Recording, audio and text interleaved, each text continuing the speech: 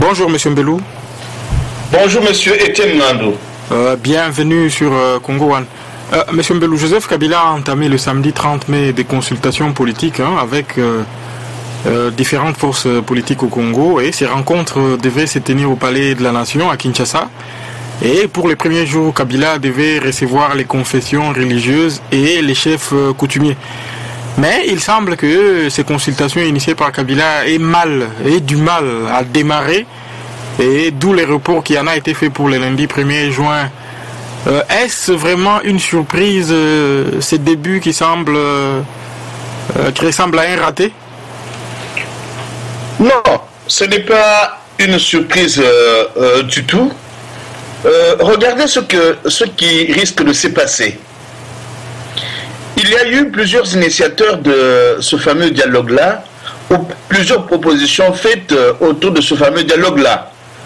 Il y a eu des groupes, des partis politiques qui estimaient qu'après les concertations nationales organisées en 2013, il fallait qu'il y ait un véritable dialogue. Il y a eu un parti politique, l'UDPS pour ne pas le citer, avec sa feuille de route, qui pensait qu'il était possible d'organiser un dialogue sous les auspices de la fameuse communauté internationale. Il y a eu une référence à la rencontre d'Addis Abeba qui prévoyait une rencontre dans ce sens-là, sous la supervision de la communauté internationale. Et voilà que tout d'un coup, un monsieur qualifié de taiseux voudrait tout récupérer à son compte.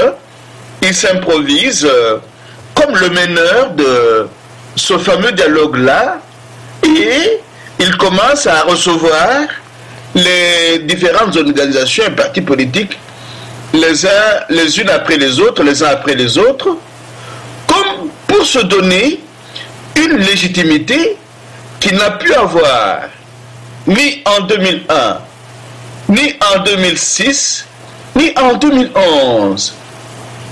Mon impression est que plusieurs acteurs, il n'y a pas tellement d'acteurs politiques au Congo, plusieurs partis politiques et organisations de la société civile doivent s'être rendus compte qu'il y a là un mécanisme de légitimation d'un pouvoir hausse qui n'est pas accepté par les populations congolaises. À un certain moment, nous estimons que le raïs est fou, et même s'il est taiseux, mais nous oublions qu'il est rusé. Voilà qui s'est engagé dans un processus pouvant lui conférer un tant soit peu de légitimité qu'il n'a pas. Bon, la classe politique congolaise, ou ceux qui nous en restent, s'en est rendu compte, mieux vaut tard que jamais, et est en train d'essayer d'échapper à cette main tendue qui conduirait à une légitimation indue de M. Joseph Kabila à la tête du Congo-Kinshasa. Oui, justement, M. Mbelou, la forme de ce qui est voulu comme un dialogue national semble poser problème. Les invités de Kabila hésitent à se présenter à la présidence de la République. Pour certains observateurs, c'est la forme même de ces rencontres qui semble poser problème. Est-ce un dialogue ou une sorte de consultation? Certains invités aimeraient avoir des précisions avant de s'engager. Ils sont en effet nombreux à soupçonner quelques pièges qui seraient tendus par les pouvoirs au travers de cet exercice. C'est Radio France qui affirme cela. Monsieur Mbelou, il semble là que les régimes peinent à tirer tout le monde vers le fameux glissement. Oui, mais il n'y a pas que ça. Nous y reviendrons peut-être. Je voudrais vraiment rendre un hommage mérité à notre compatriote Ambawechi qui vient de faire un éditorial interpellant quand il parle des Congolais comme étant un peuple mais ayant la mémoire courte. Et l'éditorial est intitulé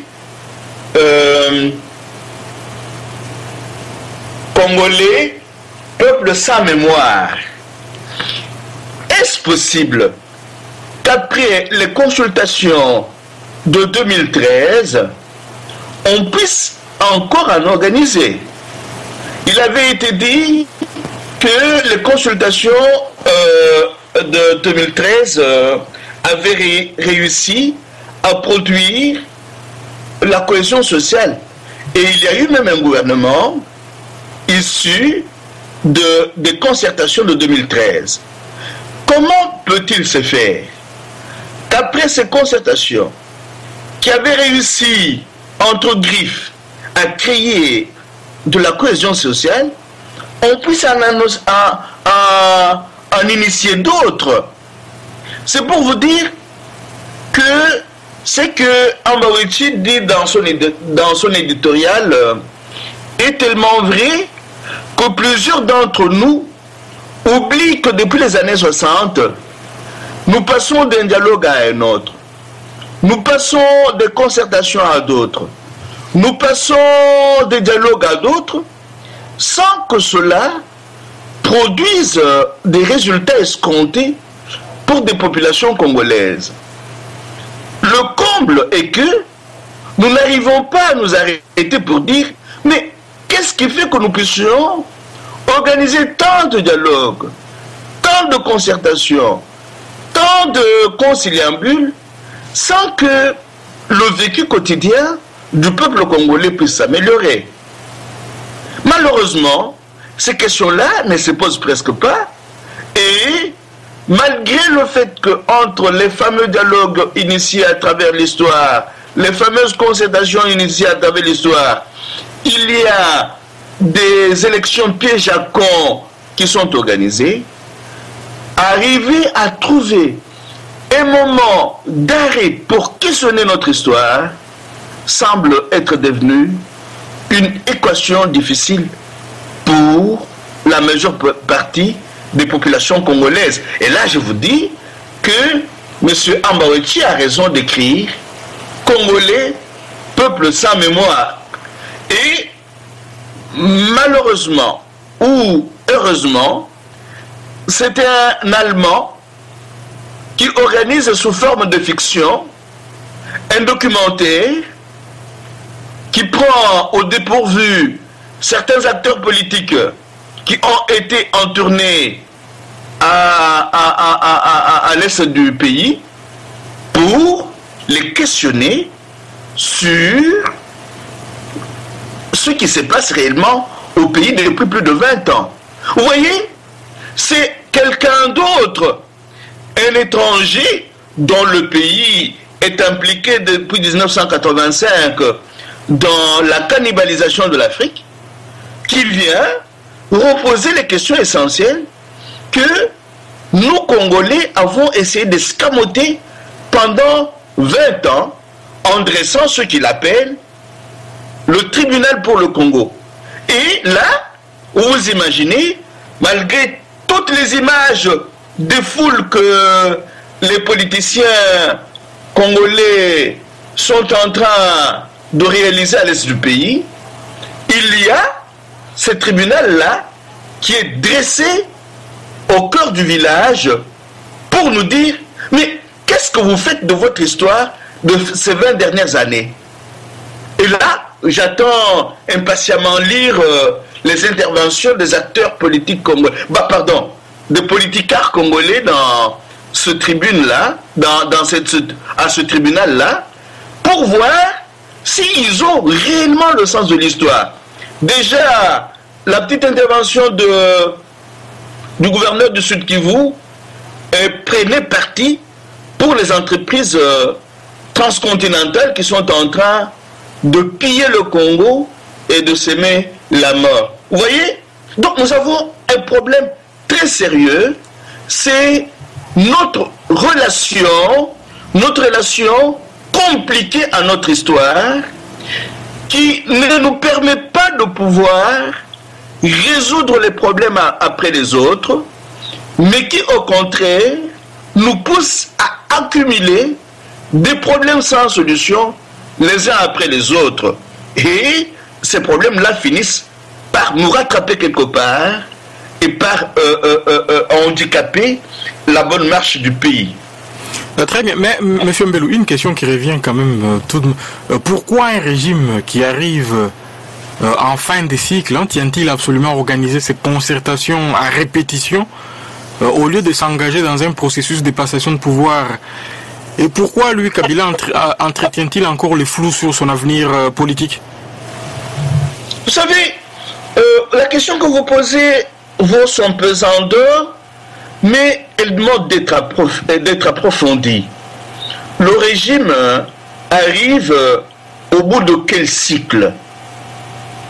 Est-ce la fin du cycle néocolonial et impérialiste instauré dans notre pays depuis 1885? Je ne pense pas. Telles que les choses sont en train de se passer dans notre pays, et avec le fameux marché qui va bientôt réunir l'Afrique australe et l'Afrique orientale, ce qui est en train de se passer, c'est quoi? C'est la poursuite des tricotages d'un temps soit peu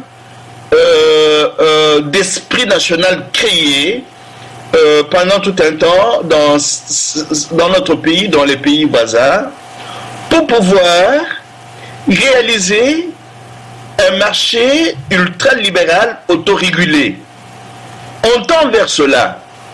Rassurez-vous, c'est mon point de vue, que tout ce qui est en train de se passer au Congo aujourd'hui constitue une grave distraction. Donc, tout tourne autour de la fin d'un régime, autour du dialogue organisé par ce régime, autour des élections que pourrait organiser ce régime, et les questions liées à ce marché de l'Afrique australe et de l'Afrique orientale sont mises entre parenthèses. C'est-à-dire que pendant plusieurs années, nous n'avons pas été très attentifs à la géographie telle qu'elle est entendue par les nations, par les États dominants. C'est-à-dire, nous n'avons pas été attentifs à la cannibalisation de l'Afrique et à l'histoire de cette cannibalisation de l'Afrique depuis 1885. Donc, nous ne sommes pas les acteurs de notre histoire. Nous sommes, pour plusieurs d'entre nous, les nègres de service de l'ordre établi à Berlin depuis 1885. Ce qu'il nous faudra, en dehors de l'arrêt du système auquel participe le régime dont vous parlez, c'est de remettre sur pied les acteurs d'un autre devenir africain. Nous avons aujourd'hui beaucoup plus besoin d'acteurs que des nègres de service reconduisant l'histoire de la cannibalisation de l'Afrique. Bon, pour revenir un peu à votre question. Oui. Ce régime a peur. Il a très peur. Parce qu'il traîne avec lui plusieurs casseroles.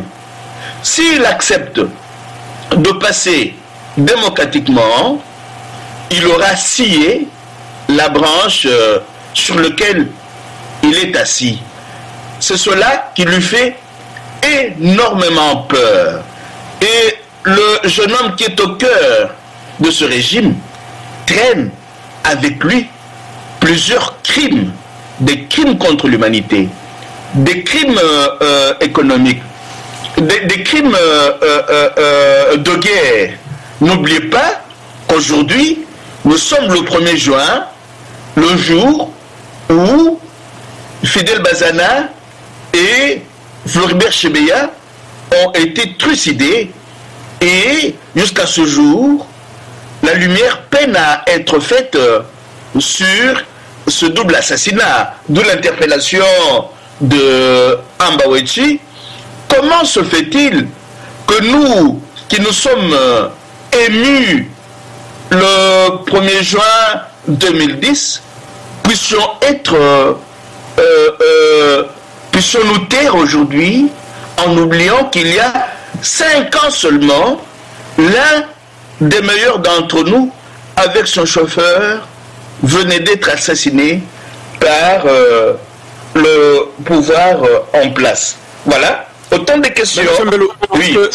Ne faudrait-il pas sérieusement penser à réfléchir au statut d'ancien chef d'État, une démarche qui offrirait des garanties à Joseph Kabila dans les cas où il accepterait de quitter le pouvoir de manière pacifique? Mais, monsieur Étienne Nandou, vous pensez comme si le Congo avait été un État social et de droit. Ce monsieur-là n'est pas un chef de l'État. Nous sommes encore une fois dans l'inversion sémantique.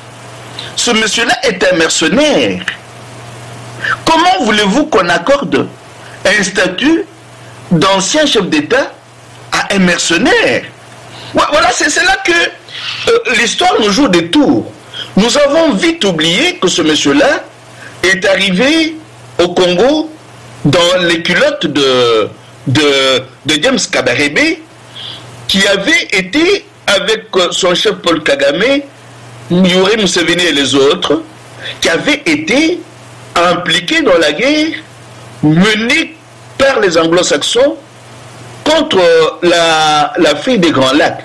Donc, si nous en faisons aujourd'hui un chef d'État, nous aurons pissé sur notre histoire. Joseph Kabila n'est pas un chef d'État, c'est un mercenaire. C'est là que ceux qui veulent sauver le soldat Kabila, le mercenaire Kabila, essaient de lui conférer le statut de chef d'État et même de travailler pour qu'on puisse édicter une loi pouvant le protéger. Donc là, nous avons déjà un groupe de compatriotes impliqués dans le complot de balkanisation et d'implosion de notre pays, mais que nous avons du mal de temps en temps à détecter parce que nous avons l'impression que ces compatriotes tiennent un discours politique. Chaque fois que des compatriotes vous disent que Kabila est un chef de l'État, nous devrions les considérer comme ses complices parce qu'ils tiennent à octroyer un statut de chef d'État à un mercenaire. Voilà, comment en sommes-nous arrivés à cette inversion sémantique? C'est là notre malheur. C'est aussi et beaucoup plus lié à notre relation compliquée à notre histoire. Nous avons vite oublié que ce jeune homme-là est un soldat du FPR et qu'il est un neveu à James Kabarebe. Vous savez, aujourd'hui, quand vous causez avec certains Congolais qui étaient sur place quand le conglomérat d'aventuriers mené par Joseph Kabila, Laurent Désiré Kabila est arrivé au Congo, ils vous disent, mais quand ils sont arrivés et que nous parlions de Joseph Kabila et de maman Marceline, qui est sa maman, cela ne faisait aucun problème. C'est juste après la mort de Laurent Désiré Kabila qu'on a inventé une autre mère à Joseph Kabila, qu'on a voulu lui conférer un statut qui n'est pas le sien. Lui a le statut de mercenaire. C'est en tant que mercenaire qu'il devra être traité après, si jamais demain ce régime-là tombe. Mais voilà que ce sont des Congolais ou des compatriotes africains qui se font passer pour Congolais, qui voudraient qu'on reconnaisse à un mercenaire le statut de chef d'État. C'est de la folie. Oui. Ce statut d'ancien chef d'État, est-ce que ce n'est pas les prix à payer pour avoir une passation des pouvoirs pacifique? Quel pouvoir? Je m'excuse de rigoler. Il n'a pas le pouvoir. Où est-ce que vous avez vu? Est-ce que Bob Denard et Jean Scram avait le pouvoir. Non. Jean Scram et Bob Denard avaient le pouvoir que leur conférait ceux qui les manipulaient. Mais vous donnez à un mercenaire un pouvoir qu'il n'a pas, et pour avoir quelle paix? Parce que lui est manipulé, il est téléguidé de l'extérieur. Donc, tant que ceux qui le téléguident de l'extérieur n'auront pas dit leur dernier mot, ils pourront fabriquer d'autres mercenaires, comme ils sont en train de le faire. Vous avez aujourd'hui dans la bouche de plusieurs Congolais et de certains compatriotes africains qui se font passer pour Congolais, un discours qui leur est dicté par les faiseurs de roi. Rappelez-vous le texte de Steve Mikaï. Hein? Prenez le temps de lire ce texte-là calmement. C'est un Congolais qui vous dit, non, certains d'entre nous sont allés aux États-Unis, ils ont fait des tests et on voulait voir qui parmi eux pouvait gérer le Congo demain. Donc vous voyez, ces gens que nous avons vus défiler aux États-Unis sont allés passer un test pour qu'on leur garantisse la capacité de devenir demain des mercenaires, des califes mercenaires à la place du calife mercenaire actuel. Donc là, nous avons encore du souci à nous faire. Très bien, mais... Il n'y aura pas de paix. Ah, ok, parfait. Pour finir sur ces sujets du dialogue, certains partis politiques de l'opposition ont réaffirmé leur refus d'y participer. Et pour sa part, Martin Kobler a affirmé être disposé à offrir ses bons offices si Joseph Kabila et les partis au dialogue les souhaitaient. Monsieur Mbelou, il semble là que nous ayons affaire à un jeu d'échecs où chaque parti veut s'attribuer les beaux rôles. Non, ce n'est pas un jeu d'échecs. Regardez, essayez de passer en revue les différentes photos de Martin Kobler à travers le pays. Vous allez vous rendre compte que le véritable président du Congo, c'est Martin Kobler. Essayez de voir la personne qui va le plus possible vers les Congolais. Il joue son rôle. Hein, le rôle que l'ONU joue dans la néocolonisation du Congo. Martin Kobler joue ce rôle-là à perfection. Il est sur tous les fronts des conflits. Il organise des tables rondes. Il écoute les Congolais. Ce que Kabila n'a jamais fait. C'est maintenant seulement qu'il voudrait appeler quelques compatriotes pour échanger avec eux. Mais Martin Kobler est sur tous les fronts. C'est lui le véritable président du Congo. C'est-à-dire, le Congo actuel est une néocolonie occidentale par Martin Kobler interposée. Alors, vous allez demander à votre chef de l'État officieux de pouvoir superviser vos rencontres pour... Je m'excuse, M. Telgandou, mais nous sommes des malades, nous sommes des fous. Nous ne comprenons rien à ce qui se passe dans notre pays. Pourquoi Martin Kobler pourrait-il se proposer comme la personne la mieux indiquée pour réconcilier c'est-à-dire, quelque part, nous n'avons plus d'acteurs politiques au Congo. Mais M. Mbelou, il était entendu que si dialogue il y a élevé s'est déroulé sous l'égide de la communauté internationale. Oui, mais c'était il était entendu là était faux. Nous sommes faux. Nous sommes dans la fausseté. Nous sommes fous et malades. Nous n'avons rien compris à notre histoire. Comment voulez-vous que la communauté internationale qui vous maintient comme sa colonie, qui vous fait la guerre depuis 1885, puisse régler vos problèmes pour faire de vous des acteurs de votre indépendance réelle? Non. Arrêtons. Ce dont nous avons besoin aujourd'hui, c'est de susciter davantage au cœur du Congo, mais aussi au cœur de l'Afrique, et de travailler avec des pôles de force alternatifs à la résurgence d'acteurs politiques au Congo. On n'a pas d'acteurs politiques au Congo. On n'en a pas. On a des nègres de service, des garçons de course. Nous n'avons pas d'acteurs politiques au Congo. C'est cela qu'il nous faut pour demain. Pas simplement pour le Congo. Pour l'Afrique, mais aussi pour le monde, parce que nous aurons besoin demain de pouvoir travailler avec des pôles de force stratégiques alternatifs. Pour le moment, je ne suis pas pessimiste, mais je pourrais dire, oublions. Il n'y aura rien, ni en 2015, ni en 2016. Le Congo ne va pas se remettre sur les rails avec les nègres de service de la communauté internationale. Des gens qui ont perdu toute fierté d'être soi. Des gens qui sont tombés dans le larbinisme. Des gens qui sont tombés dans l'apathie, dans le servilisme. Non. C'est quand, avec un groupe d'élites organiques et structurantes de ce pays-là et de l'Afrique, quand les acteurs véritablement politiques se seront mis debout, que le Congo va marcher. Oublions. Peut-être que j'exagère, mais je ne vois pas ce pays-là repartir avec les Tintins et les autres marionnettes qui sont en train de s'agiter maintenant en allant à gauche, à droite.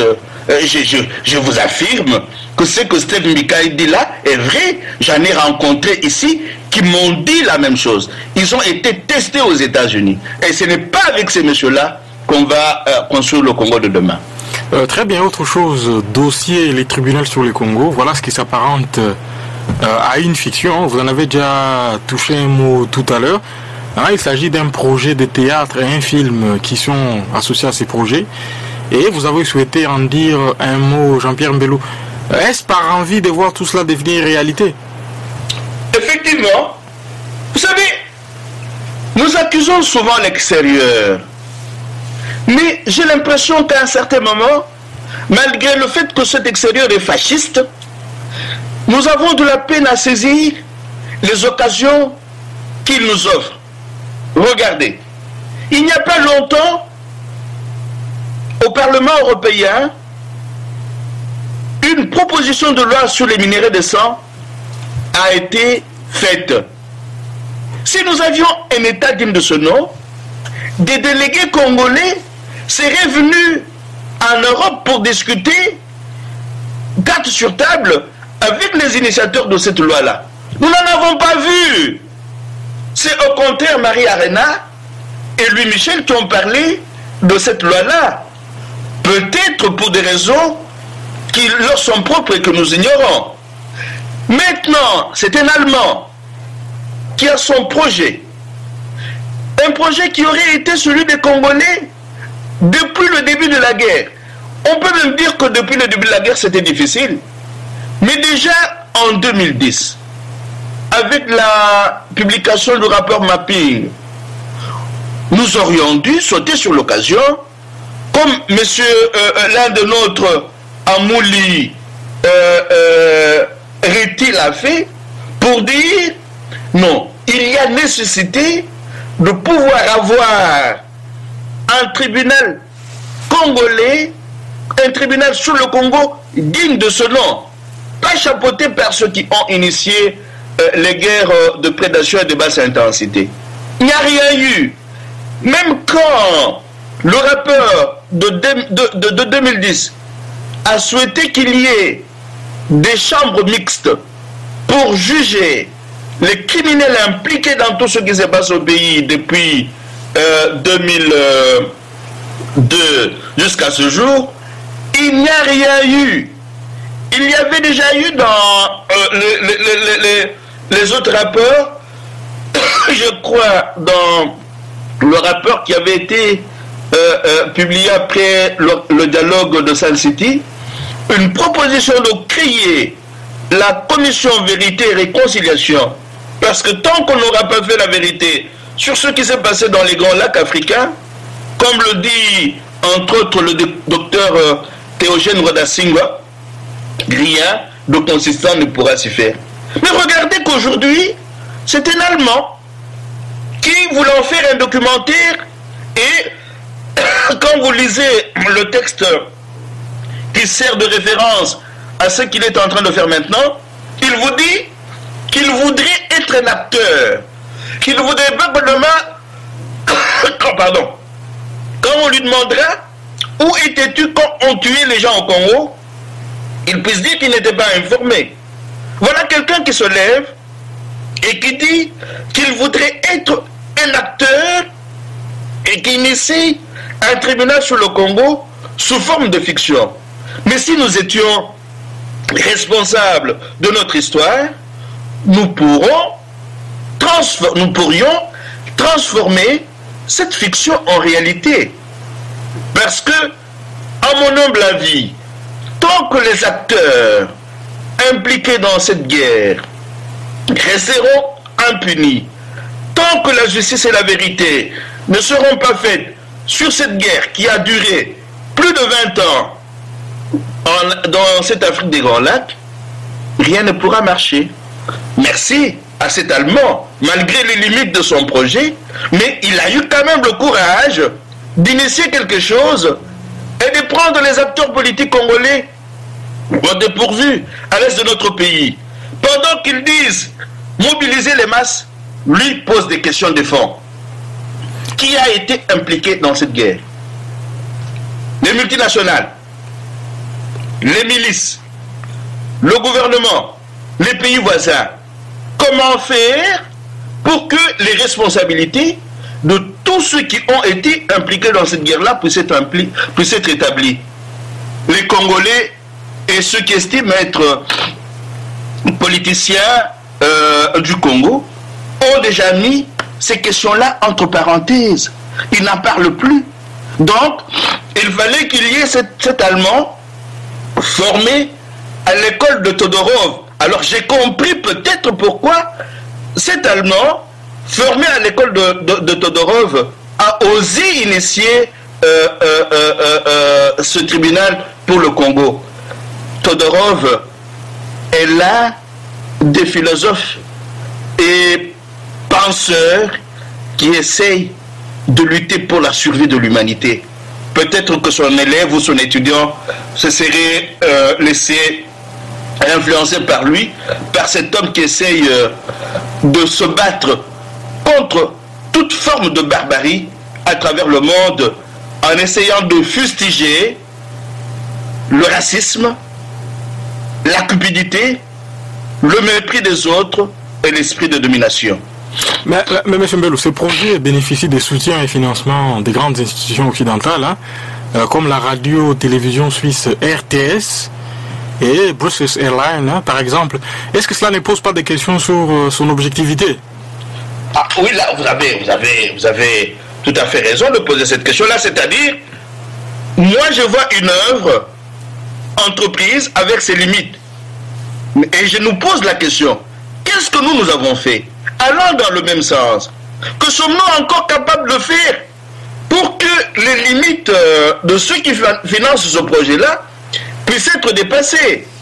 Parce qu'il serait beaucoup plus facile de dire la Suisse, qui a avec l'UBC beaucoup d'argent de ceux qui profitent de cette guerre-là sur ses comptes, finance un projet au Congo, et tout ça, c'est bien beau.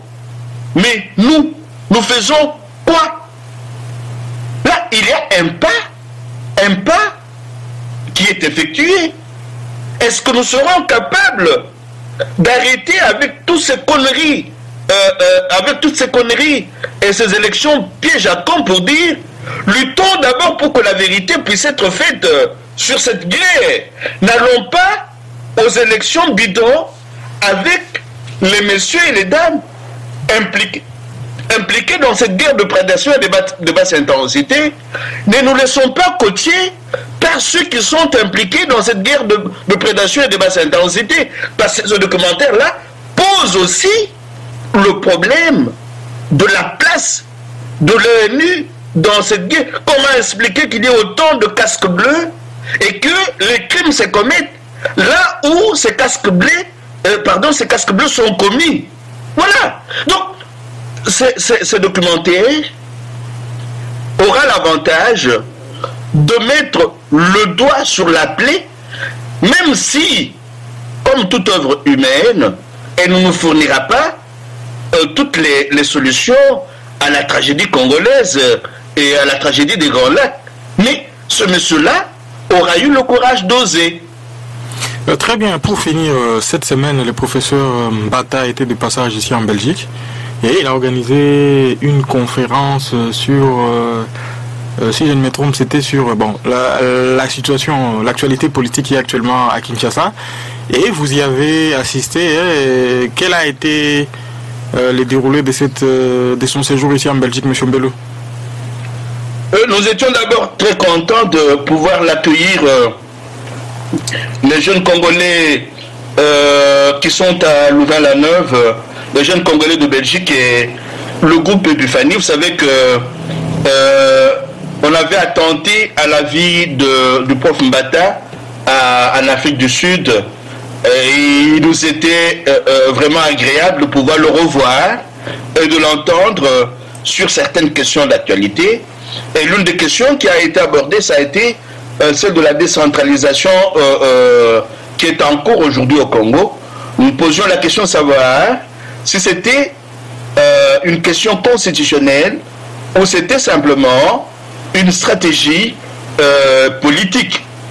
Lui a pris soin de nous dire qu'en partant de la Constitution